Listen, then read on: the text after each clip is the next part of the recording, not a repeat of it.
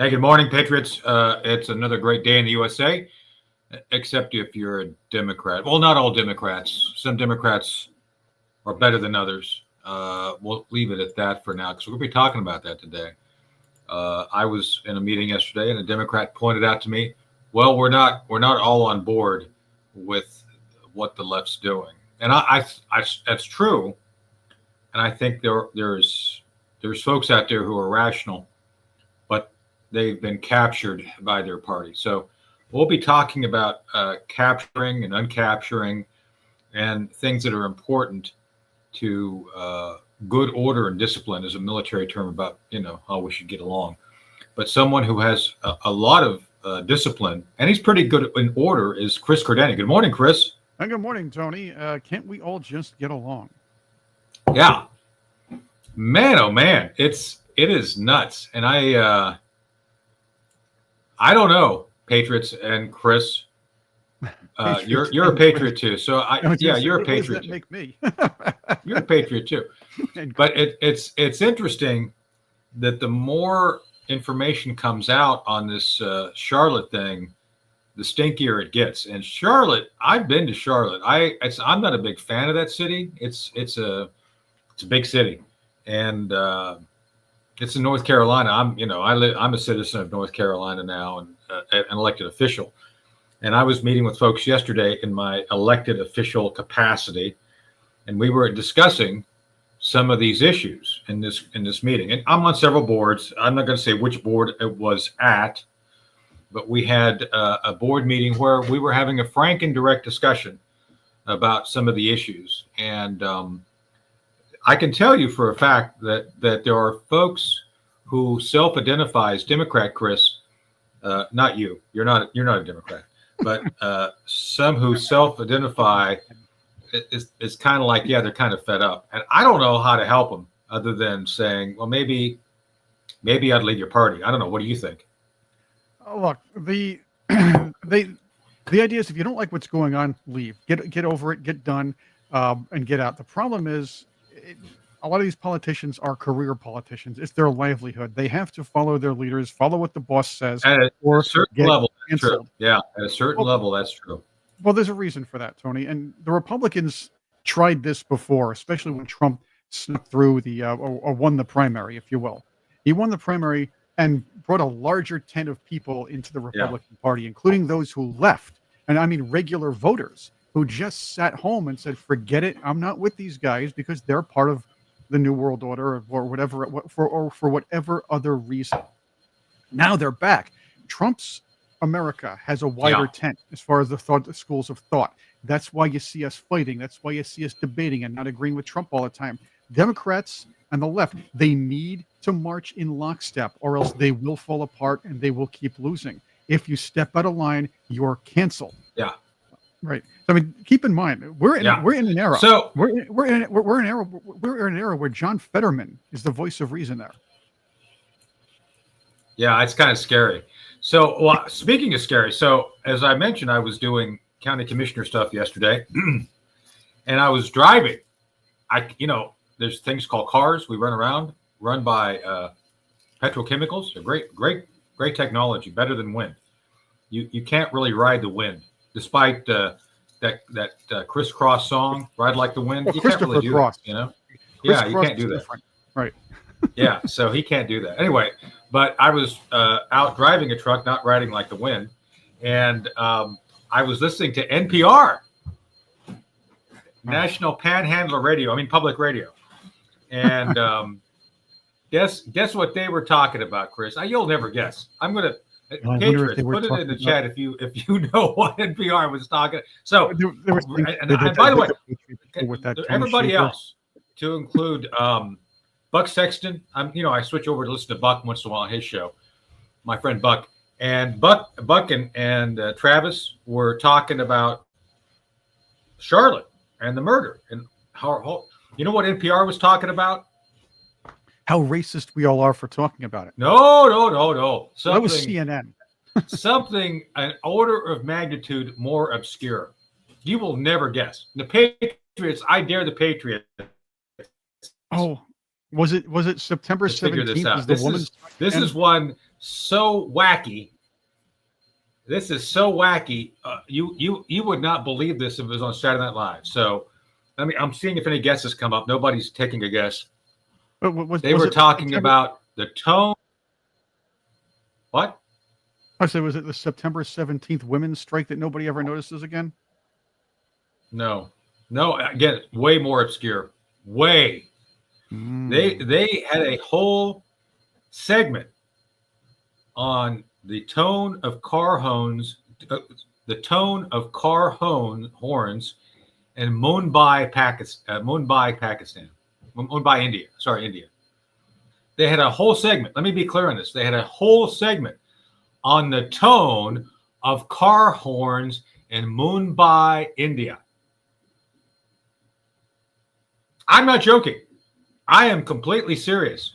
Now, I don't know how it is of. I don't know how it's of any interest at any degree of like.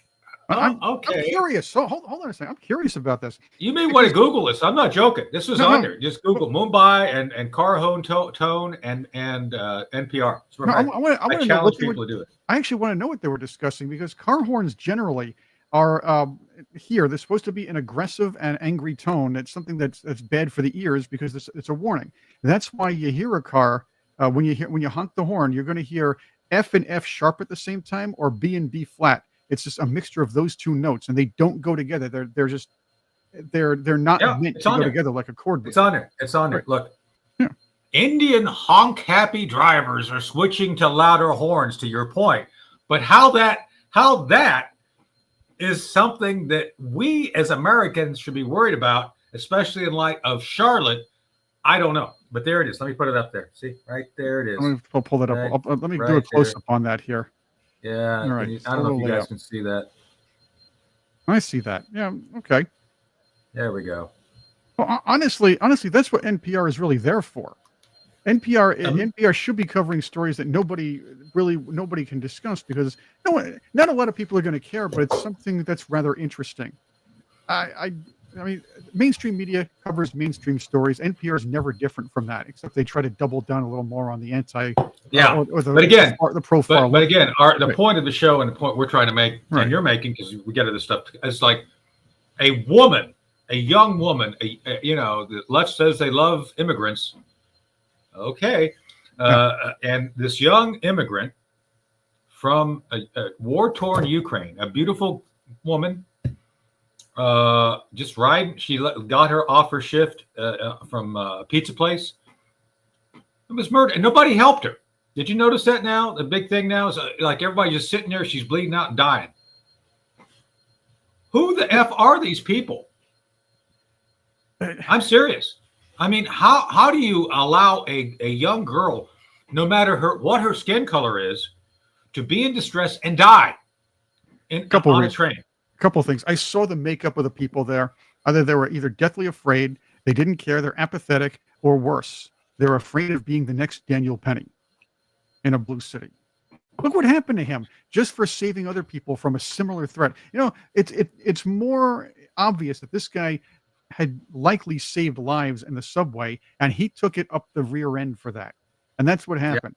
Yeah. He got cooked by the media, cooked by Alvin Bragg and his corrupt law cartel, if you will. He got cooked by his name dragged through the mud and called a racist several times over just because he helped others. So none of these people want to help out. They just let it happen. This guy celebrates. I got the white girl. I got the white girl. And these media types have the gall to keep calling us racist. Which I'll have to say this. So So this goes back to my meeting yesterday. So again, I'm county commissioner, and we're in a meeting. It's kind of the meeting after the meeting. I call it a struggle session, which is like it actually worked. Like this is pretty cool, and I'm just telling you that there are people I respect and admire. I'll just say it, that some of these folks are sincere Democrats. And I think they're captured by their party, that they see what we see, and they know it's wrong. As a matter of fact, they have the older Democrats aren't on board with the progressive Democrats. I can tell you that. But I think they're a small minority And it's horrible to see their party kind of victimize, their own people. It's like the Democrats have become Hamas. Is that is that harsh or what? I mean, I don't know. I mean, they haven't done a 7 October attack yet, but they might as well in some of the things they do. So, of course, I don't hear you. Something's wrong with your mic, I think. It's just a little snag here, a little lag. We're going to get that. But imagine this. John Fetterman is now the conscience of that party. Yeah. And this is what he said about what you're saying. I literally was a former communist nation.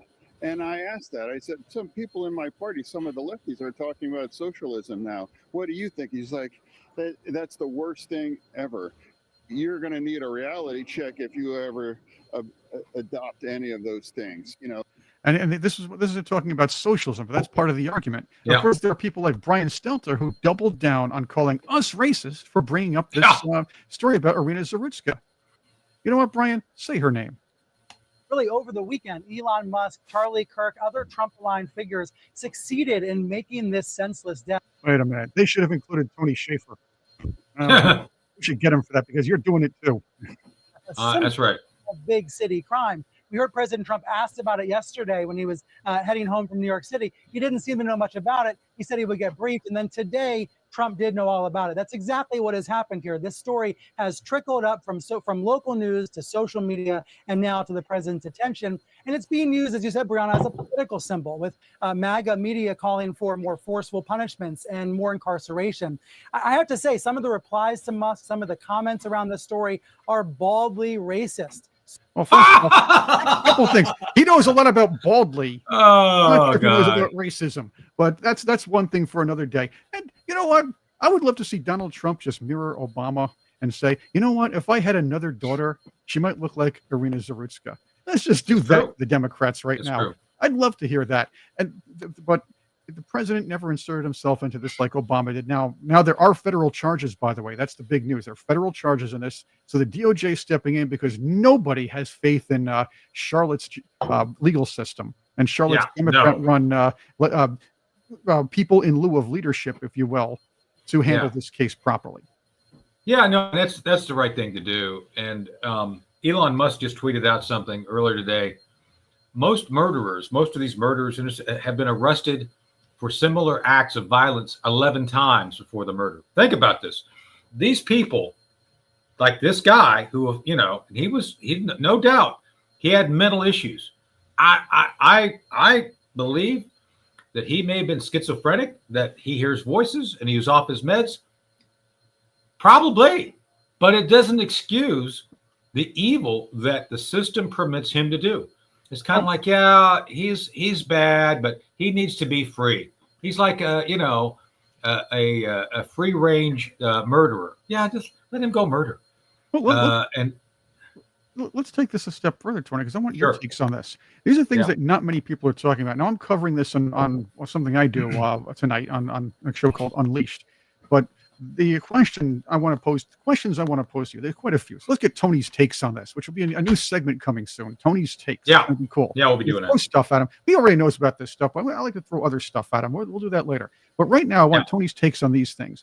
Number one, this man, and flat out celebrated the fact that he got a white woman on video after killing her, sneaking up on her and killing her. Having said that, I want to juxtapose that with the fact that he was hunting. It's not talked about that he was actually out hunting a white woman and proved that. He was out hunting. It was nothing more than that. He was out hunting. He was a murderer. He wanted to kill a white woman. And he celebrated such. I also want to juxtapose he that knew where with to cut her. Yeah, vitriol, absolutely. Yeah. And Democrat vitriol and anti-whiteism that's been permeated in the media. And there's, and maybe I should say, so-called Democrats' media partners, because the mayor let that cat out of the bag, even though we already knew it. This, I believe, contributed to this man who was hunting a white woman. What's your take? Well, my take on it is, I think this is, can I say the word lynching? This is like a white lynching. This is a guy who basically was out to murder someone for their skin color and apparently sex, because he wanted a white, quote unquote, white woman. And, I miss the days when we could make fun of this. Remember, hey, where are all the white women at from Blazing Saddles? Yeah. Great one. To this. No, I'm serious. I mean, Mel Brooks and that movie, I think probably most people have seen it. I'm not making light of the murder. I'm making light of the fact that we have permitted Democrat politicians to now, through the media, convince us, you, and I was in this meeting yesterday. There's a sign here in Edenton put up by the left, the real extreme wacko left, saying that Edenton has white supremacists. So in this meeting, the black Democrats and the white Republicans were all offended by that, universal. And it wasn't per se the Democrats here; it was outside Democrats. Just saying, and there's a difference. But with that said, it's very clear at this point that the Marxists in Charlotte and other big cities have been able to convince the local media, because remember, Chris, the first thing the mayor did last week, the mayor of Charlotte, is she thanked the media for suppressing the story. It's like, oh, thank you for being spineless and not talking about the fact we had a black man murder with pre-targeted a white woman. So just that was my second question to you, but I'll bring that to you when you finish. I'm done. Well, she did not only thank the media for not covering the story and her fellow Democrats for not posting this online. She thanked her, I'm saying what she said, media partner. For a long time, discussed the incestuous relationship between the Democrat Party and the media, as well as the New World Order. It's incestuous. There's some people married to other people. A head of news over in ABC, of course, is Clinton's former mouthpiece, George Stephanopoulos, Stephanopoulos or whatever. And right now, the Charlotte mayor said something, slipped it out. I was in a prepared statement, slipped it out, and it's called the media their media partners, where she basically said, yes, it's true. The media is in cahoots with us. The media works with us to push our narratives, and we thank them for that. And nobody's talking about that either. So nobody's talking about the hunting, and nobody's talking about that. This is something we should be discussing here. And I believe all conservative media should be talking about a lot more, because now they admit it. And I don't know if people know this, but they're in the mansion where the Charlotte mayor lives. There's a big hot tub where the media and the mayor hang out every night. Just saying. Wait, that means she's in a bathing suit, right? I don't know. Yeah, Lyles, I don't get that close. Well, you know about the hot tub. I don't. It's not like the mayor of Simpleton. What was it? Or New Orleans, sleeping with her bestie bodyguard and getting indicted for all the fraud. Gross. Yeah, I'm just saying. There's a lot of kind of political incest. Can I use that word? I guess I did. Yeah, the incestuous relationship. Yes. Yeah. So and I'll be Nan1. I'll be dressed up later. I got to do Newsmax at 10:20. I think it's 10:20. Anyway, I'll look in a second because I was just looking. Anyway, but no, we get it. So I know, of course not. Why would I do that? So anyway, but it's very clear that from her comments and from the way the media is kind of like look the other way. And this is a funny thing. It's like the media, they're all fine being called partners. Oh yeah, we're partners. This is kind of cool. They feel a part of a bigger cause, even if it's a cause to murder people. It's like, yeah, we're all for this. Kill Whitey. So that's what it's all about. That's what it's become. And I'm going to be a little bit rude here, and people may get upset, but I don't care. This is racism. This is 110% racism, because to your point, you said it earlier. Barack Obama said Trayvon Martin may have been my son. It's like, okay, so and he only saw the 12-year-old picture, by the way. Yeah, it's kind of like, okay. Yeah, and look, this guy, this murderer, I don't even want to mention his name, but this murderer that snuck up behind a woman. I'll bet you if the media got a hold of this story, and one of the reasons they didn't report it is because they couldn't find a picture of him as a 12-year-old. Yeah. There we go. No, they really wanted to hide the story. By the way, Wikipedia also tried to hide the story. And they're also trying to hide the fact that they tried to hide the story. But in fact, Wikipedia editors were looking to find a way to censor the page centering on the murder of Irina Zarutska. And I looked on the page previously. This was here. An editor has nominated this article for deletion. That, my friends, is not on there anymore. Apparently, the pressure being put on by our side here and the discussion about this has embarrassed Wikipedia to the point where they're not going to delete the page. It's a major story that they didn't want to be a major story, even though they turned. Look, these are the same people that herald criminals like George Floyd, but this is something they wanted to deliberately ignore and censor. Yeah. And what does it say to you, Tony, that the Charlotte Democrats have approved, or let's say not renominated, V. Lyles as mayor of Charlotte right after all of this? So what does it tell you about the entire party and their voting public?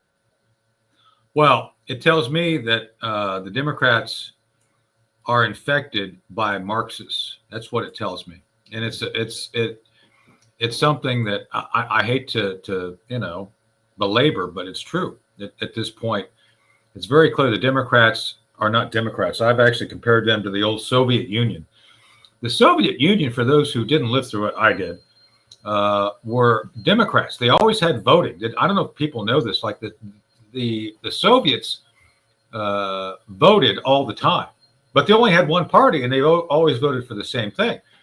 So I think it's very clear that the today's Democrats have become the old Soviets. What we worked to defeat during the Cold War somehow found its way here, put up a tent, and started handing out hate, discontent, and essentially a form of division that's become an official part of the Democrat Party. It's really, really dangerous. So it's horrible. So I don't know what to say. It's just today's Democrats are not really Democrats, right? And by the way, it doesn't mean she's going to win re-election. Hopefully, a Republican's going to step up now. Oh yeah, in a city, right?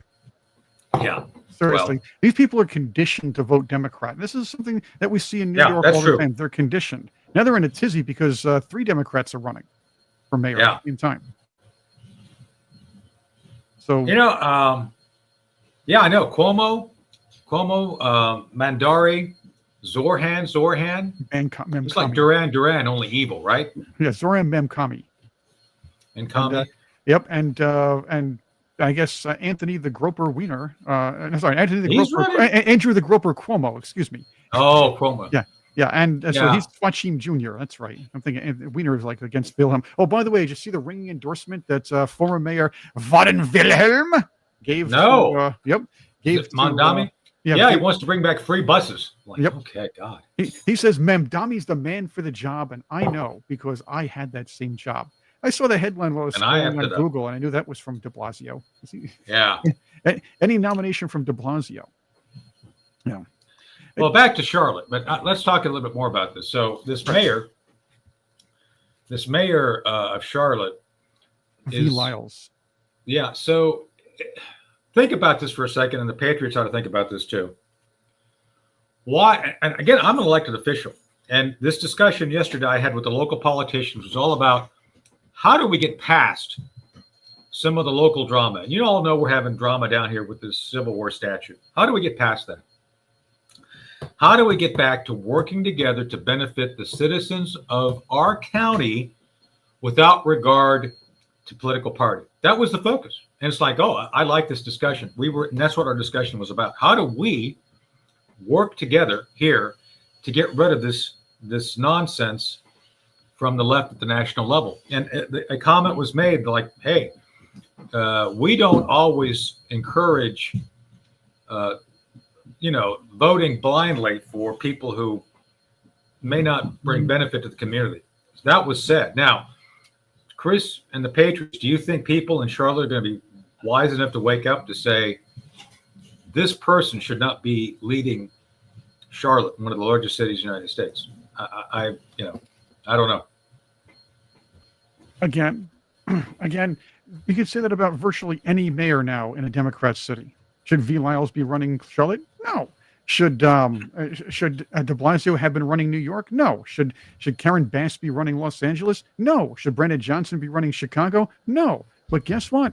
These Democrats are conditioned to, and they always will, vote for anything with a D next to it because they think the R's are evil. The Democrats' vitriolic narrative has it's almost like a microchip implanted in some of these people's let's say rather smooth brains.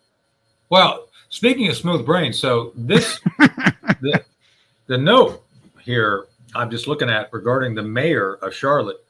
This would be her 5th term as mayor. So my point I'm going to make, and I'm going to make it very directly, any bad policies that exist and have inculcated the society, it's her. She did that. This is not like her coming in and finding it's all messed up. She did it. This is the ultimate expression of a woke political leader being able to inflict, and I do mean inflict as in like inflicting pain. She inflicted these Marxist policies on the community and allowed this repeat offender to go murder a white girl. And oh, by the way, I think her policies have encouraged the division, which has resulted in blatant. It's not what is it? It's not passive racism. It's blatant racism. She is a racist. I'll just say it. She is a racist. That mayor is a racist. Yes, she is, and she blatantly showed that. She also showed her party is full of racists. And I got a question for you. I have a question for you. Yeah. Remember those liberal friends of yours who always posted those Ukrainian flags on and their "I stand with Ukraine" little overlays. By the way, I never put a Ukraine flag out when it started. I'm just saying. So other people did. They did this on their Facebook profile pictures. Do you see any one of them? Mourning over this woman or talking about this murder? I say that question again. I don't understand it. Okay. Think about this. A Ukrainian refugee. Okay, get this. A Ukrainian refugee. I get it now. Yeah, I get it. And these are the same people who, by the way, put the Ukrainian flags up there. They're "I stand with Ukraine," and also lectured us about how Donald Trump and his mean ICE agents tried to deport the Maryland dad, Albrego Garcia. They are either silent or taking the other side when it comes to Irina Zarutska. So my friend Chris Plant, Chris, always says the only standards the Democrats have is a double standard. If not for double standards, they'd have no standards at all. And this is a perfect I like example. That quote. That's a good one. This is a perfect example. So think about this to answer your point through illustration. So how many people died in Chicago this weekend? About 5? 5. Another Only 20 5? were shot? Yeah. So how many weekends, Chris, has this gone on in Chicago? We can ask Paper Lace because now there's more nights Chicago died. I can tell you for a fact because I've been railing about this as as the Trump National Security Advisor, the Trump campaign. I did editorials on this. This has been going on for more than 15 years. So think about this. Every time there's a school shooting, and I'm not diminishing the tragedy of school shootings. There was one recently, as the left talked about. But what's up with this mass shooting every weekend in Chicago that nobody wants to talk about? Oh, we don't want to talk about that. What do you mean you don't want to talk about that? Apparently, Black lives don't matter, right? I mean, I think everybody who's got killed is Black. But no. Right. Let's not talk about that. Well, they don't talk about Black and Black crime, but you cued our illustrious Illinois governor, J.B. Pritzker, who only thinks the Black lives that matter are the ones serving him on the buffet line. That if I pick up the phone and call Donald Trump, that will become part of a case in court that I somehow was calling him for help. And therefore, it will become predicate to him sending military troops into the state of Illinois. If I called him, I would say exactly what I have said to all of you. By the way, he hasn't called me either. And he doesn't seem to want to talk directly to me. He just wants to talk to television cameras and berate the people of Chicago and berate the people of Illinois. And Lie. No, he's berating the incompetent government of Chicago and the incompetent government of Illinois. Attack the city of Chicago. And I reject that entirely. And it doesn't deserve any response except the one that I have given, which is this is no joke. Donald Trump is doing something that's not normal. And we should not accept it in this country. It's un-American. It's anti-American what Donald Trump is doing. Well, it's not normal because, he's going into cities like Washington and stopping crime. That's not normal. Pritzker, in his own wackadoodle way, is right. It's like, it's not normal because the Democrats have franchised pain and crime. I'm doing a talk this Saturday here locally for the Women's Republican Party over in Elizabeth City, and this is going to be my theme. It's like, the Democrats have franchised, have turned into a cottage industry that produces outcome and income for Pritzker. By the way, for the Patriots to know, I don't know if you knew this, when he became governor, they had to both strengthen and widen the toilet in the governor's mansion. It was like an $80,000 upgrade, and they figured out that I don't want to get gross, but if something that big sits on something small, it has like this effect of like pushing a cork into a bottle. Just saying. And you don't want to get that cork stuck in the bottle, right, Chris? That's counterproductive, right? You push that cork in there. And he still clogs the whole thing up on a regular basis. Yeah, so it's all-you-can-eat buffets that he visits. He's got a special vehicle. It's called the what is it called? It's like the Ghostbusters, only with all-you-can-eat buffet. You can actually go to an all-you-can-eat buffet, and it has like a funnel. You can just take food from the buffet and pour it into the car, and then you can feed off of a hose when you're driving. It's like a special car you can drive, and you have this hose, and you can just like kind of suck on it. So it's a special sucking car for him. Well, I know what it's not. It can never be the thing that the Pope arrives with 4 people on each corner on a stick or on the pole or whatever, lift them. Yeah. Because it would take about 24 people to do so. Number one, and the pole. Birdmobile. That's probably a good name for it. Yeah, the whole thing would break. But anyway, that's another story. And of course, not to be outdone, did you know that Keith Boykin, you remember the former Clinton White House aide, he said he's more afraid of the National Guard than he's afraid of. Oh, yeah, I'm sure that's criminals. true. That's right. Well, I'm sure that's true. I'm sure that's true. He's from Washington. He's probably a criminal anyway. A lot of big cities. I've never really felt unsafe walking through Union Station. And maybe it's different. Maybe I'm different from you or something. But I think the idea that having National Guard troops, armed men and women, standing around is threatening to me as a black man. It doesn't make me feel safer. It makes me feel less safe. It makes me feel uncomfortable. And quite honestly, it's unsustainable. Okay, it probably makes you feel uncomfortable if you shoplifted or mugged somebody on the way into Union Station. So what are you trying to tell us? Well, have Chris, things that bad for you there? Yeah. Chris, what if you're closer than me, so you could do this if you wanted. If you got in your car right now, I'm not saying do this, but if you did, you could drive down to Moynihan, the Moynihan Plaza at Penn Station, right? In New York City. And what would you find there? There are times during the de Blasio era, we found a lot of sleeping homeless there. It was But what would you find there right now? National Guard. Oh yeah. At this point, you would find some police. You found better police presence under Adams. Actually, there is always a uniform presence within Penn Station, going back to since 9/11. And Hochul, excuse me, kind of brought it back, enhanced it for a while. But there's always do black people feel unsafe with National Guard and Penn Station? Am I missing something here? I don't know. A lot more people of all races felt unsafe when de Blasio was running the show, and it was a terrible homeless problem. People were sleeping in there, and you always worried about somebody. You always worried about getting mugged. You always worried about always having to look over your shoulder, watching your back, even during the crowded times. Yeah. Yeah. And that's what Did you see, you? especially when you By come the out way, of did you know that he tried to get rid of the horses in Central Park? Did you know Yes, that? I remember that because Liam Neeson tried to save the whole thing. I believe it was the handsome cabs that he didn't like. He's like, oh, the Yeah. handsome cabs are cruel to the horses. Well, this guy plays water polo, and I find that even more cruel to the horses. Yeah.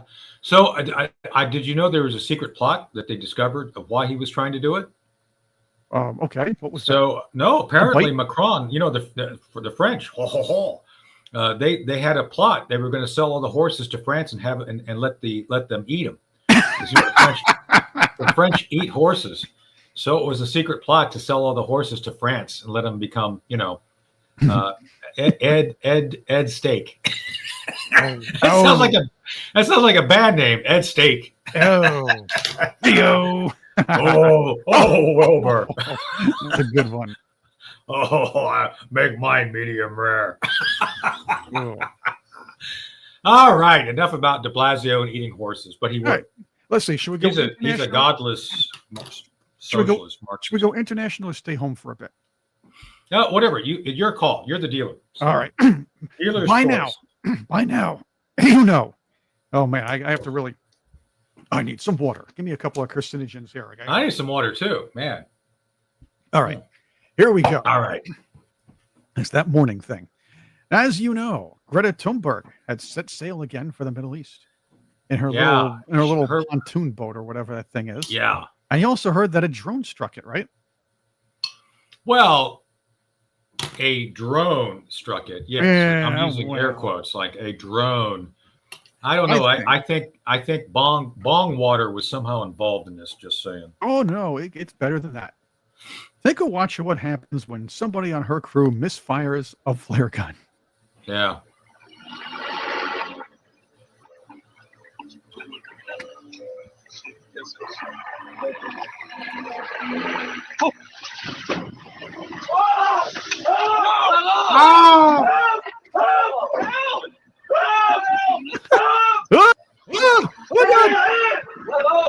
And that, my friends, is your drone. Like I said, I told you Bong Water was somehow involved in this. Well, it might have been. Don't be shooting flares if you're high on the ganja, man. Jeez. Louise. It might have been. Here's Shaggy from Scooby-Doo, who was on the crew talking about this. I was standing in the back part of the ship, the aft deck, and I heard a drone. Well, it was clearly a drone. Then I got out of the cover. Clearly about 4 meters above my head. Called someone. We were looking at the drone just above our heads, really. It stopped. No, you're on a pontoon boat with an activist and a bunch of unprepared idiots who know absolutely don't know how to handle being in a war zone, don't know how to handle anything outside of rowing the boat gently down the stream, and don't even know how to fire a flare gun properly.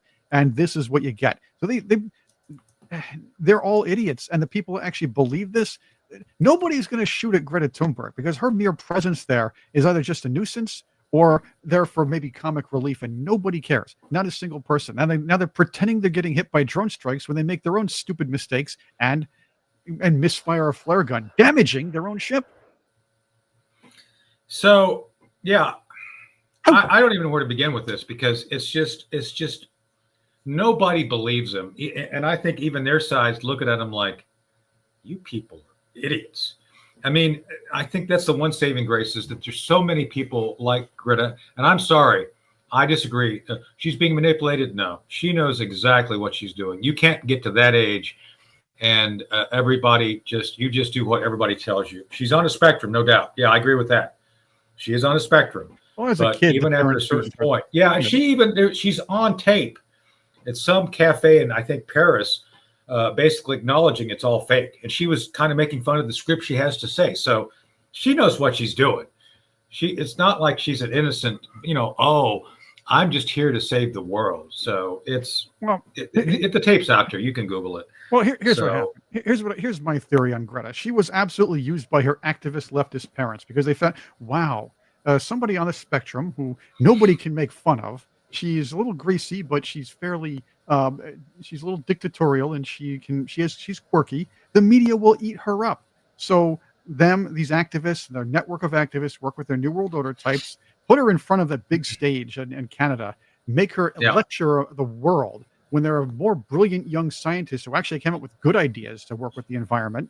But she gets the award, and all of a sudden she rises to celebrity. Now she realizes if she keeps doing these things, she remains a celebrity instead of a has-been. So she now starts trying too hard with all of this. That's it. Patriarchy. Look, I've got an actual degree in environmental studies. We talk about here on the show all the time. We talk about it in other programs. There's no climate crisis. She actually had an interview. I heard it on NPR, speaking of NPR. Ooh, well, it's the same thing. Palestine and environmental danger. It's all the same. It's like, no, it's not. No, it's not. But that's how nuts she is. Like, oh, yeah, the climate crisis is related directly to the plight of the Palestinian people. It's like, yeah, no, it's not. Anyway, so someone in the chat wanted me to mention about the drone thing in Poland. Yes. Let me just say this. I don't have time to go into a lot of it because but very quick. Russia is pummeling Ukraine. Ukraine can do very little to resist at this point. They had the largest ever strike of drones over the weekend. More is coming. Russia, I said this on Newsmax, is producing 1,000 drones a day. We can't even do that in the West right now, even if we wanted to. And we couldn't get it to Ukraine in time anyway. And so Poland is unfortunately on the border, and they're going to see some of this nonsense spill over. Is it Article 5 of NATO? No, it's not. Will there be hurt feelings? Oh, yeah. Will the Polish folks start shooting down drones? I would. Hell, I would. Yeah, I don't care. But there's not an expansion of the war. I'm just saying, and I believe this to be true. And I was doing some show prep before our show. The Russians are going to insinuate a military solution to Ukraine, and nobody's going to stop him at this point. And I'm not pro-Russian. Don't be. Oh, he's pro. I'm just telling you what's actually happening because the mainstream media won't do that. Just saying. And they won't. And Poland did close its borders. The Polish leadership right now, the ones is quite aware of what's going on. The future leadership, it's quite aware of what's going on, and they know that Belarus might as well every bit as Russia as it claims to be in a way. Because remember, Lukashenko, about over a decade ago, during the early years of Obama, he was his early years of the Lukashenko and the Belarus Russian kind of little aggression there, the tension. He goes, "There's no way we're going to let Putin in here. No way we're going to let Russia in there." But he does a full 180 shortly afterwards, and he says, "Come on in, put your missiles here. We're all set." And that's important. Maybe Lukashenko likes to breathe more than anything else, but let's see what really happened. I want to stay international. Sorry. Yeah. So I just want to make this clear, because if for example Russia started mucking around with Canada, say all of a sudden you had Russian trawlers hanging out on the Great Lakes, and you had Russia Justin Trudeau running around wearing the Bushka hat, whatever it is, and saying, and you had Russian soldiers in Toronto doing the Bolshoi ballet. Well, maybe they do that. Don't ignore that last piece. Oh, the ballet's okay. But if you actually had, Russians showing up, I'd say we'd be upset, right? We wouldn't allow Russian forces to show up on the border in Canada next to Alaska, right? I'm pretty sure we get upset with that. So in my view, if Belarus and Lukashenko wants to be Russian, go let them. What do I care? They've been doing stuff long before you and I were born, Chris, and they'll be doing stuff after we're gone. It's their stuff. Let us focus on our drama. They can focus on their drama. We should not be in the middle of it. Just saying, it's not our drama. That sounds like a cue if ever I heard one. You have Justin Trudeau always, let's say bowing down to everybody else in other cultures, and then we had Biden doing the same thing. You can't forget the Liberals, Nancy Pelosi and company, who knelt during the St. Floyd times with their kente scarves, which they didn't realize were the slave traders' scarves. But then again, I'll digress. Marine Le Pen, however, is in Lebanon, did not want to wear the headdress required. So you know what she did? She left. Yeah. Love it. This woman is Fonz of France. Maybe Pinky Pescadero, if you will. Now, I know you can't understand this, but basically they're saying they're trying to get her to wear a headdress because she's abroad. And she's like, no.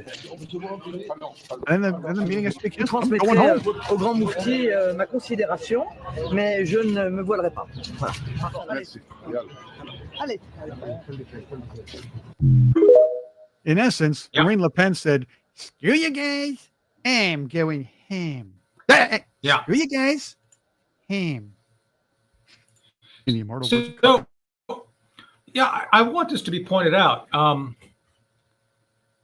We can't go. I mean, people can come here and probably France, and they can wear their garb. Nobody cares. I said on the air yesterday, we in America, I said last night on David Harris Jr., nobody cares if you worship mold or God. Nobody cares. Nobody cares.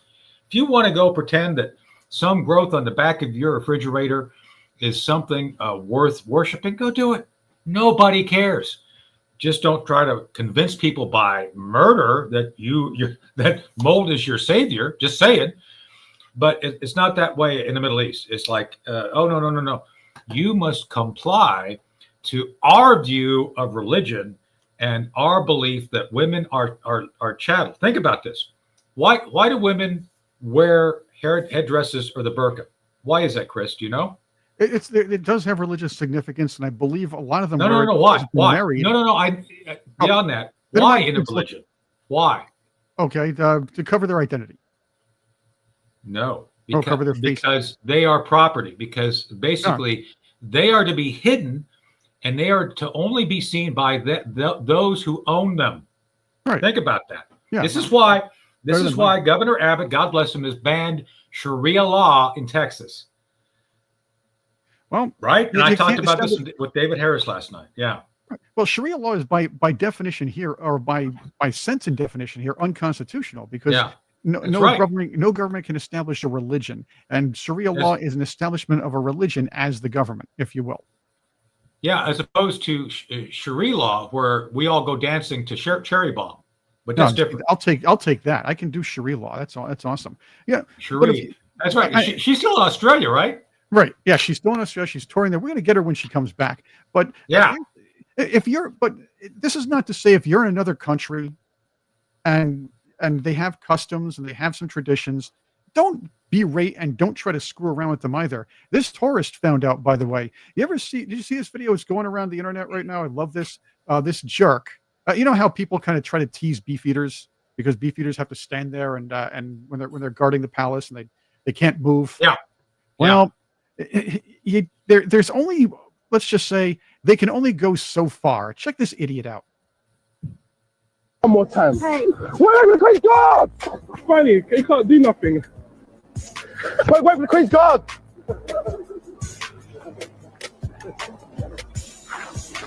Wait for the Queen's Guard! I'm not being harmed, it's fun. But he can't do nothing. He can't do. Listen, he's doing his job. Don't be an idiot. He can't do nothing. And it puts the hat back on his Finally. Yes, somebody had to do it. Yeah. This man and Marine Le Pen are the heroes of the week. Yeah, it just comes to the point you got to say enough's enough, that you're an idiot and you're going to pay the price for being an idiot. There is a price for being an idiot, but most of the left has protected the idiots. And what's worse, they protected criminal idiots who go out and offend a dozen times before they finally do something way over the top that gets someone murdered or locked up. So I don't know how that's acceptable. And I think we all need to look at this for what it is. It's time. And Donald Trump, as you know, I support the president.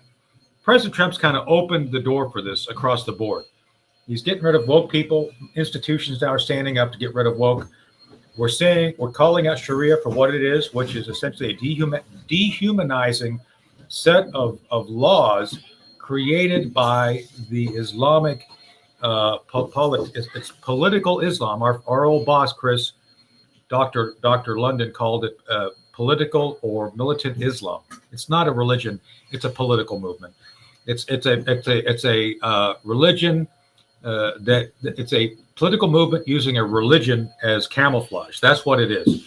So we have to just speak the truth and be brave about it, because we were shouted down by the left for the past 15 years. Since I think Sharif gets it right. I think really it started with Clinton, but really got going under Obama. And it was, Bush 43. Bush 43 is just so, but he was as bad as the Democrats, just not as smart. So well, Bush 41 and King Charles went out in the late 80s and bragged about the idea of a new world order.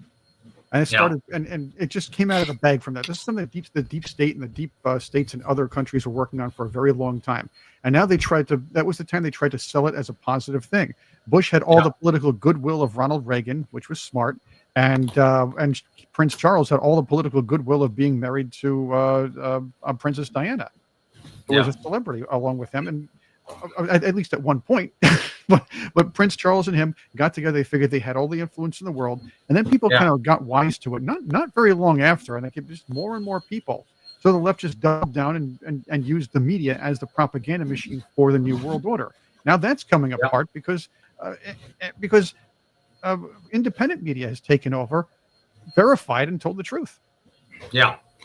So strategery. Yeah. So the master of the English language, George Bush 43. So. Yeah, I think it's pretty clear that the whole way we communicate, and it's kind of like the boiling frog thing. Things have changed. It's kind of interesting. They've changed notably, but not so rapidly. People get freaked out. Like I was thinking about this last night. We all have these things, phones. These things have an order of magnitude more computing power than the computer on the Apollo lander back in 1969. I mean, these things are pretty amazing.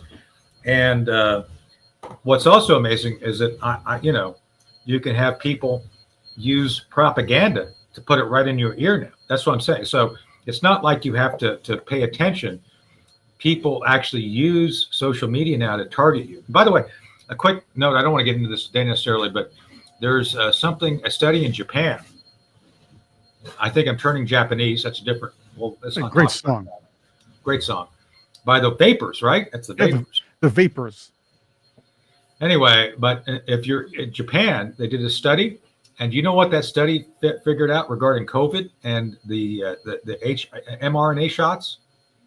There are plenty of studies on it. What's this one? The more shots you got, the shorter your life. That's what I've been reading as well, and I do think I touched upon that study. I want to read into that a little more, but we've been hearing people like Dr. Hatfield talk about this. Dr. Hatfield. We have to have Steve back on. Yeah, we have. Steve Dr. Yin was talking about this. We had her on again. So these COVID shots, the mRNA, playing with your actual genetics. So I'm announcing a new campaign. Chris, I hope you'll get behind me in the Patriots. I'm calling for the return of COVID vaccines for Democrats.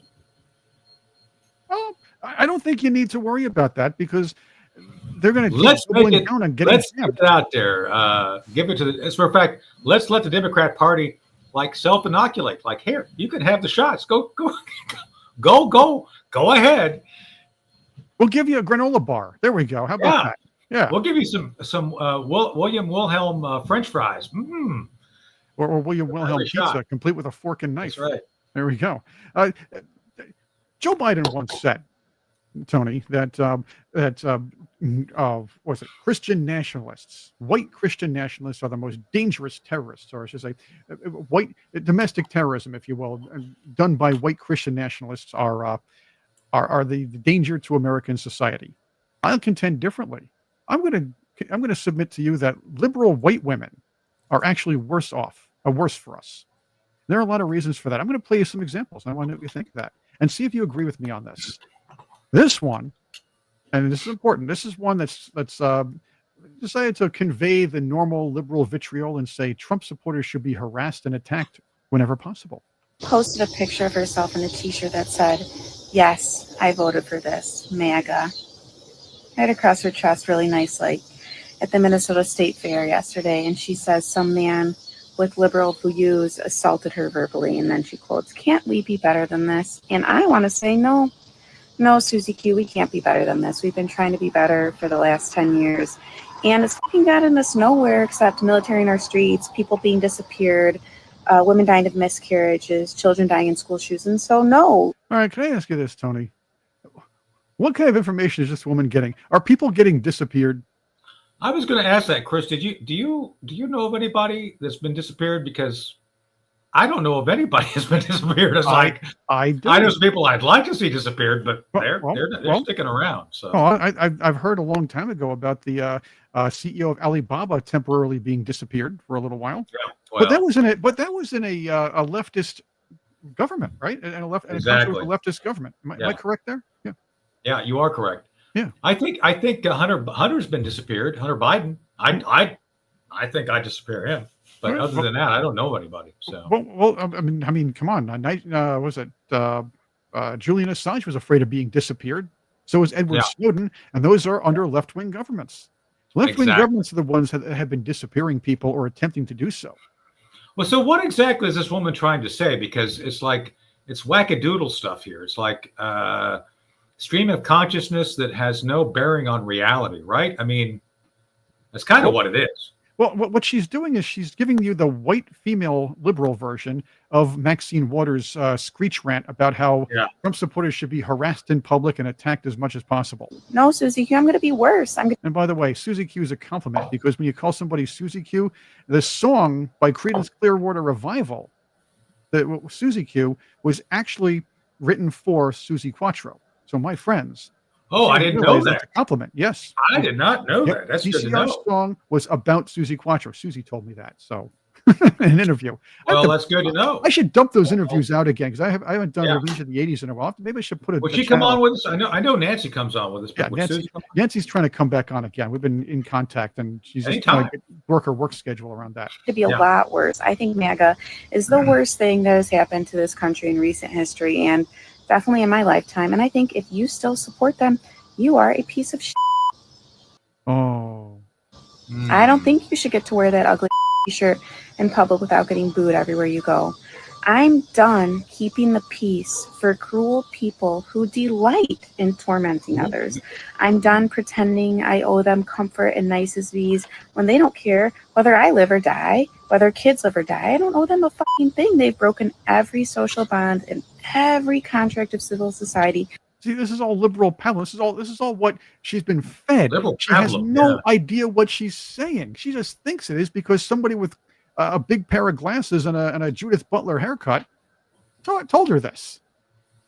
So am I to understand that law and order and reasonable belief that you have the right to walk safely in society is somehow evil? Because that's what she's saying. It's like, no, this is you don't have the right to wear stuff. It's like all we want is like safety for people. Just saying. It's like, wow. Well, liberal white women apparently do not. Check this out. I think we should have. Also, liberal white women come in all colors, I guess, too. But these are whiny liberal girls, and this is it's a class. It's a class, right? And this is from a journalist, so this is pretty cool. Yes. You'll see it. It's LHMERC. So there he is, right here. Abolish jail, and we should allow all the violent immigrants and yes. We should allow them to what? Stay here. Okay. People give people labels all the time. And no, they named themselves, like they named their own gang MS-13. Yeah. But you're saying violent, which I understand, but okay, this is the winner of the what the heck's his name? The guy who sang Electric Avenue. Eddie Grant contest. Yeah. Gangs are there for a reason. Gangs are there for community, and they're there because listen, they're formed for community. They're formed because they're criminal enterprises. They're like the mafia. And human trafficking and sex trafficking and gang raping. No, that's a byproduct of human evil. That's not what. No, that's what gangs I'm saying are. Gangs in general, not MS-13. But you're telling me that when someone that's not an American citizen comes over and commits a crime, they should be allowed to stay. They should be able to go to American jail. So you want them to be housed in American jails? Yeah, they did the crime in America, didn't they? Well, the crime, the other crime they also criminally came in here illegal. So they were committing these crimes while committing another act, which is deportable. We got it. Right. Yeah, I got to go because I got to do Newsmax. It's been an hour, folks. We love you. So I know it's like we keep talking. It's like, oh my God, we could go on. We could go on for another hour, but literally, I got to get to work. By the way, quick note: did you notice that Ollie North married Fawn Hall in Arlington? Apparently, after 40 years of waiting. Did you notice that? There's an article out on it. So I've heard stories about what went on in that vault from other folks who were in the vault. Just saying. So I don't want to get into that today. I like Ollie. We're not friends. We know each other. He's advised me on a couple of things when I became a whistleblower. Just saying. So anyway, we'll end it on a happy note. Congratulations, Mrs. Fawn North, right? Mrs. Ollie North, right? Yes, Mrs. Fawn North. That's right. Oh, I always wonder what would happen in the acting world if baseball player Rick Monday married Tuesday Weld. Well, there's always Wednesday. The Wednesday would have been the kid, right? That's right. She'd be Thursday's child. That's right. But Friday, my man Friday, right? Oh, right. My girl Friday. Friday. My girl Friday. Yep. Friday, they're in love, and it's on their mind. There we go. So yeah, way to go, Ollie. Folks are so yes. Oh, okay. So a couple of program notes. I don't know who we're going to have for Thursday. I'll be honest with y'all. I'm not going to, right, Chris? We just don't know for my live thing on X. I'm going to probably do something live from DC because Richard Gage. I love Richard, but he's a celebrity, and 9/11 is his thing. So it's kind of like he's packed. I'm pretty much packed on that day too, but I'm going to make time for y'all. So if you haven't already registered, go do it. Go join the Sentinel Circle, right, Chris? You tell them. Yes. Go join the Sentinel Circle. It's all good. It's at ColonelTonySchaefer.com, and believe me, there's going to be a lot more great programming, exclusive stuff, and things we really can't even talk about here on the public show. Yeah. So this is I'll all, be a lot more. Yep. So I have a feeling I'm going to track down, I just put in the chat earlier the event I'm going to be at, 9/11 Justice in 2025. We had Ted on this, what's his name? On this Ted Walter on Monday. Ted Walter, right? Yes. Your neighbor, he lives in your basement, doesn't he? Did you say that? No, I didn't say that. He doesn't live in your basement. He lives down in the basement next to you, right? He lives about half an hour east of where I live.